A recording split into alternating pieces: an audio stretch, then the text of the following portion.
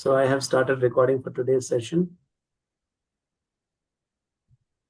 Okay, considering silence has no questions, let me share my screen and I shall continue with today's topic.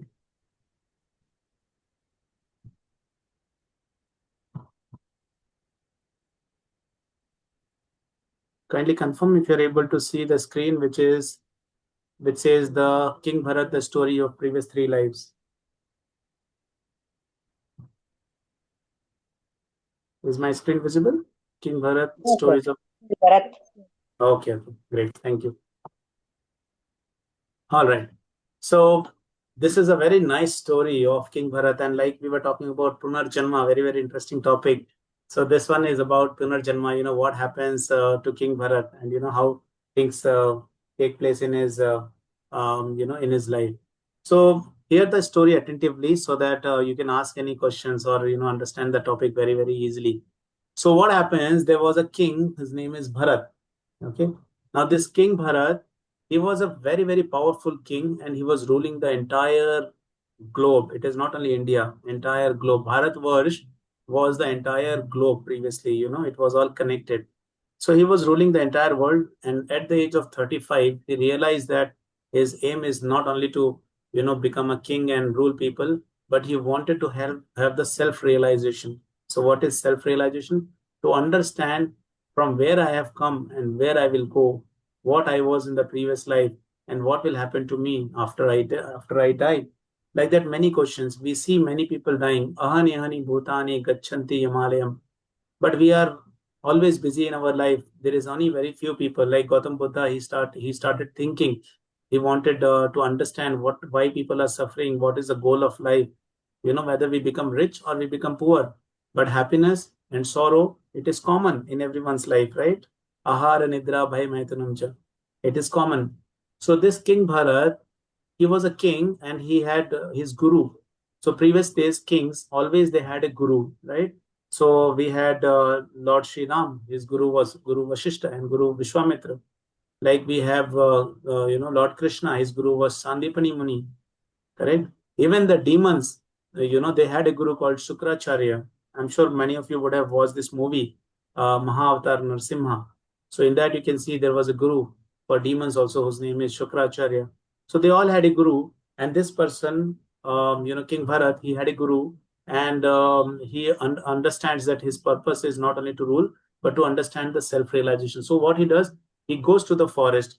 So that point of time, the tapasya was done in the forest. People used to go and try to do tapasya and do some self-realization. So he was a very, very nice person, and he was nicely chanting, meditating, doing his tapasya. So what happens? One day he woke up early in the morning and he was going to the forest in order to take bath in the forest in the river. So he takes bath and he's coming back.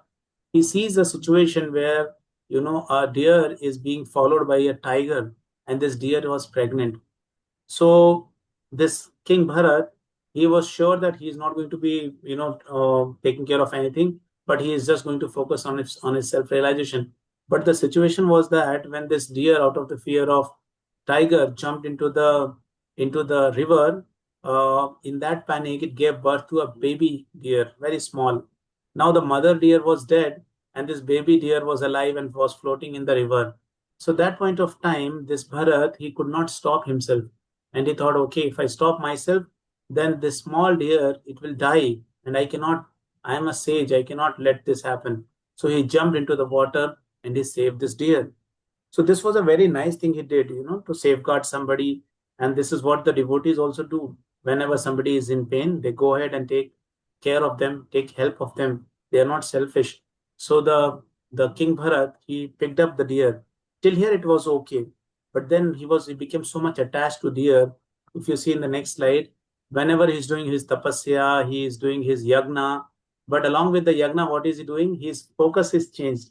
Now he is looking at deer. Arey, where is my deer? Did my deer eat anything? What will happen to my deer? Is he sleeping? And then pampering the deer. And he was only focusing on deer. Before this small deer came into his life, he was fully focused and he was very close to attain self-realization. He was getting that enlightenment, joy, happiness. It was coming, which can never be shaken. But when this deer entered in his life, now his focus was, not completely on his tapasya, but his focus turned into the deer. And then you know what happened? Bharat Maharaj, one day this deer did not return. So the deer became, grown up. You see, the deer is grown up. So the deer grown up, and it went to the forest. And he was going to the forest, and this Bharat, he was searching, searching, searching, but the deer was not there. So it became night 11:30, and he was searching, searching, and in the midst of the night, his leg slipped, and he fell into a deep valley, and he died. So when he was dying, he was thinking of what? He was thinking of deer. So this King Bharat dies, and he was thinking of deer. So you see, there is a shloka in Bhagavad Gita. So Bhagavad Gita shloka, chapter number 8, shloka number 6. There Krishna is saying, Yam yam vapi smaran bhavam tyajityante kalevaram tam tam evayati kaunteya sada tat bhava bhavitaha. What Krishna is saying, whatever state of being one remembers when he quits his body, O son of Kunti, that state he will attain without fail. Krishna is saying, whatever we are thinking at the time of death, we are going to become that. That is the science. That is how we change the body. And that is where we need to be careful that, what we think at the time of death. If we are not thinking about God, then we will not go back to God. If we are thinking about something else, suppose we're thinking about a dog, so we might get a dog body. If we are thinking about a cat, we might get a cat body. So like that, we this is a change of body. This is a science of how the body, how we change the bodies. There are 84 lakh species of life through which this transmigration happens before one becomes a human being. See, that is very, very long life, right?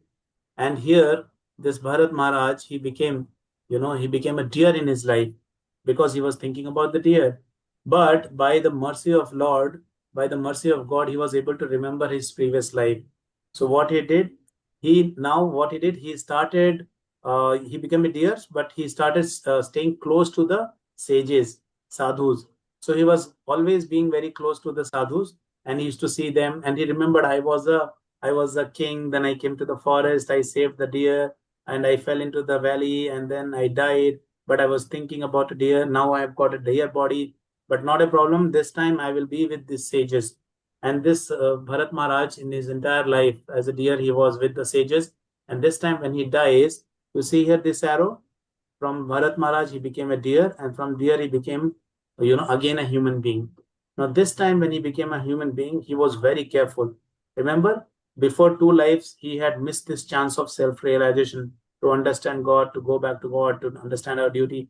He had missed that. And when he became this king, I mean, when the third time when he became a human being, he was able to remember that I was a deer, then I was a king. Now, just remember, if you remember your previous lives, what will happen, right? It will be very interesting to know, right? What I was in my previous life, right? So this time, Bharat was very, very careful, and his name became Jad Bharat because he decided, I will not give attention to anything. I will only focus about my self realization. That was his goal. This time, very, very careful. Okay. So so what happens? This time he was very careful. So he took birth in a very well-to-do family. It was a farmer's family. So his father used to say, "Oh Bharat, you do one thing. Go to the forest and see that all these fields are nicely protected, and these birds they don't come and eat our crops." So, but this Bharat knew that everybody is same. God is one, and even these birds are part and parcel of God. Everybody is part and parcel of God. So he never used to stop them. They used to come. He used to let them eat, and so his father used to become angry. Arey, we gave you one work. Why are you not able to do this? So his father, after getting fed up, he chased him out of the house, and still he remained very calm and just two pieces of cloth, and he was passing his life in his self-realization activity, very happy. He was not bothered. He was not worried. So one day, one king was going, and this paliki, you see that there is a paliki.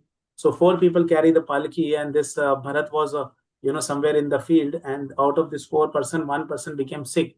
So the king looked around and he saw this Bharat person, very healthy, very powerful. So like that he saw. So he thought, okay, you come here, I have a job for you. So this Bharat goes there and he says, just hold my, palki and walk. So that was the job given to Bharat. So now you see here, the Bharat is going, but he is walking in such a manner that the palki is shaking, coming this way, that way. So the king becomes very angry. He abuses him and he says, "What are you doing, man? I'm a king, don't you know? And if you don't carry this palki properly, I'm going to kill you. Why are you shaking? Why are you moving like this, up and down, here and there?" And then Bharat, he is calm. He understands. He listens to the king, and then he tells him, one very nice thing. He tells him about how the transmigration happens, and he says, there are a lot of ants on the ground, and I don't want to stamp on the ant, so I'm trying to safeguard them and walk because I don't want to kill them because they are also part and parcel of the god. And then he tells about the goal of life. So this king realizes that this Bharat is a very very genuine, very, very sincere, and very, very enlightened person. He may look like a person wearing only one piece of cloth, but he's talking like an intelligent person. So this king, he takes shelter of this Bharat, who was called Jad Bharat, and then Jad Bharat gives entire description about how does things happen, what happens after the life, life after death, how we should lead a life, how we should treat everybody with respect, how we should be always humble, how we should have a lot of gratitude, how we should be always happy. Correct? That is what we want. We want to become happy, right? Somebody wants to become happy. They buy very very expensive clothes. So sometimes they're happy, again they're not happy. Then some people they buy very very very big car, so they're happy for some time. Again they become unhappy after some time. Some people they build a very very big house, so they're happy for some time, but again after some time they become unhappy. Some youngsters they marry very very handsome person or very very beautiful lady, but after some time again they don't have that everlasting happiness. So here, Bharat Maharaj gives this lesson to this king, that how you can be always very, very happy, very, very joyful, and be satisfied with what you have, because we need to know that we are here for some time. We come here and go, but we don't have to be in depression. We don't have to be sad. Like that, lot of topics. There is an entire book which is called Victory Over Death, which is available in ISKCON. And that was my first book, before I started taking these classes, which was very interesting. It talks about three very nice stories, which is related to everything. The book name is Victory Over Death. If you get in Amazon, I think you can get it from there also. But never mind, if you come to the temple, I will help you buy that book from the bookstall. So this is the topic which Jad Bharat talks about, and then that is how the king realizes, and he makes Jad Bharat his guru. Okay, so that was the story of Jad Bharat. We are at 6:30, so I will just try to connect what I was trying to mention. So there are a lot of wonderful shlokas in Bhagavad Gita. Let me take you through a couple of them, because you all have nicely joined for the class today. So let me take you through a couple of shlokas which are very very interesting shlokas. I'll share my screen. So I'm taking you directly to chapter number 8.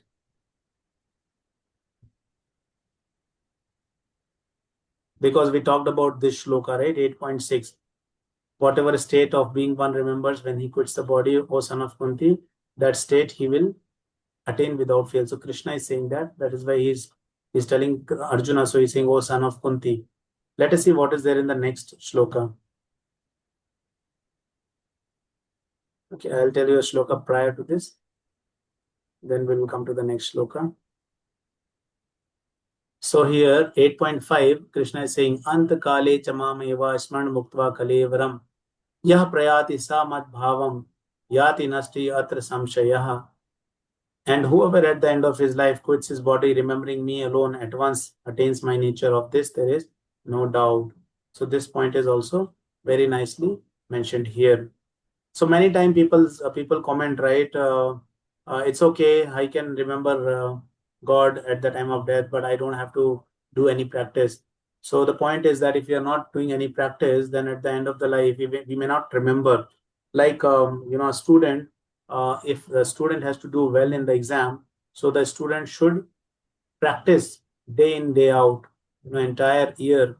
Then the exam is very easy. Aram se they will clear the exams, because they are practicing like that. Practice makes a man perfect. So that is a very nice example, that when we practice, we can aram se, we can comfortably, we can do our task. So like that, let me give a quick summary of Bhagavad Gita. This is also available in this website called Veda Base. If you don't have a hard copy of Bhagavad Gita, but it is good that you have a hard copy of Bhagavad Gita.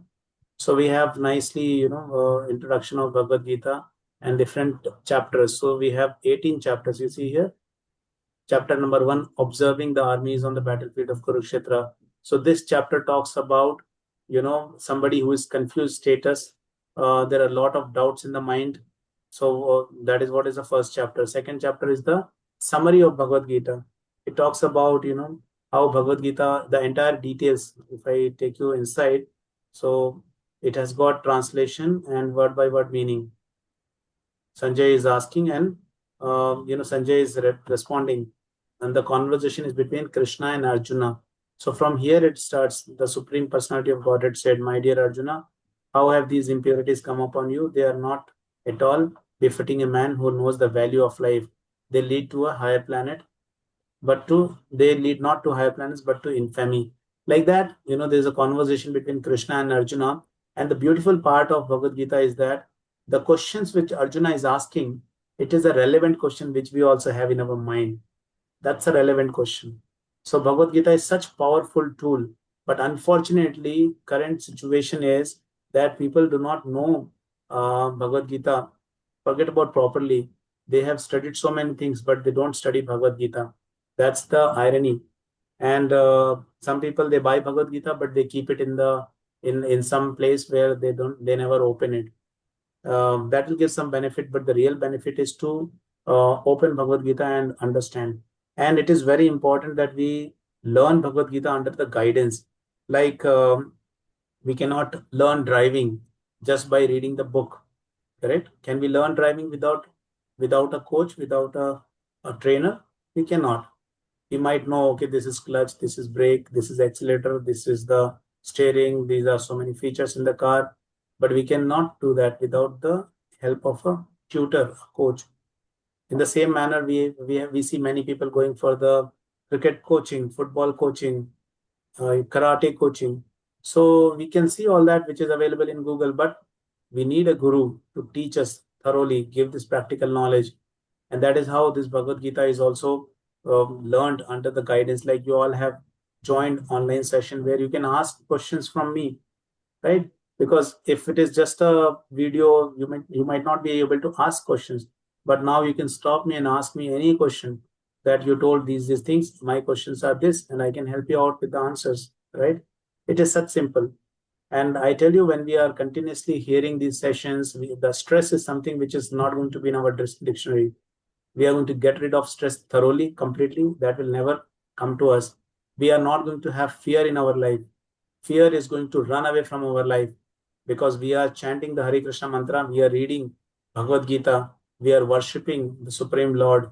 So how can a fear come to our mind? It can never come to our mind, right? So fear will not come, stress will not come. Anxieties, many people take anxiety pills, right? But we are not taking any anxiety pills. We are always happy. We are always blissful, right? And there are a lot of factors. When we read Bhagavad Gita every Sunday, we meet in the temple. There are a lot of services in the temple which we do happily, like cooking services there. Today we had prasadam serving services there. In the end of the class, this recorded session I will send it to you, and also I will send you some videos which are there in our YouTube channels, which will show that how wonderfully and happily we are doing small services every Sunday. A couple of hours we are spending in the temple from morning 7:30 or 8:30, and then till 10:30, 2 to 3 hours we are there. We have a wonderful goshala in the temple. We have a big space, where we can sit, we can talk, we can chant, we can have darshan. We have Lord Narsimha Dev in our temple. We have Shri Gandharvika Girdhari, Radha Krishna temple is there. We have Balaji, Bhaktavatsal Balaji is there. So our life has become blissful. Every Sunday we meet, and there are a lot of like-minded people from North India. You find a lot of North Indians. People from South India, you find a lot of South Indians there. And our part of people, they're practicing Bhagavad Gita. So it is so nice. The system is so nice. It is so nicely designed. And ISKCON itself has a very big history of its creation and how things are working out, and how ISKCON is helping, feeding prasadam. My God, You name it, there are a lot of things. So ultimately, fear is not there, anxiety is not there, depression is not there, stress is not there. We are always blissful, and we want to share this knowledge with all. So I'll take a pause here for any questions which you might have, anything which you want me to include in the next sessions. I am slowly trying to take you in the concept of that, we are not the body, we are the spirit soul, because that is the first knowledge we should have. And then from there, we will pick it up. The different, you can see different 18 chapters are here. And if things go well, then I think we should be able to complete, all these chapters in the coming months. And we also have some yatras when we take all of you to a particular place with our kirtan prasadam, a nice temple like that. We have 1 day yatras, we have 1 week yatras like that. We have, like, October month I'm going in Vrindavan. So like that, we have wonderful yatras where you find relished and completely nourished, satisfied kind of feeling, which is out of this the rat race which people are in. Okay, so I'll take a pause here for any questions. I'll stop sharing my screen. You can ask any questions, whatever you have. You can share any comments or any thoughts, what you have. Hare Krishna.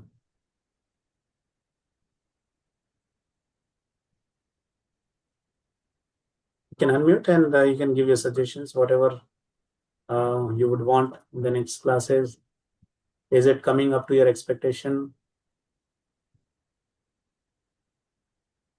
No comment, sir. We are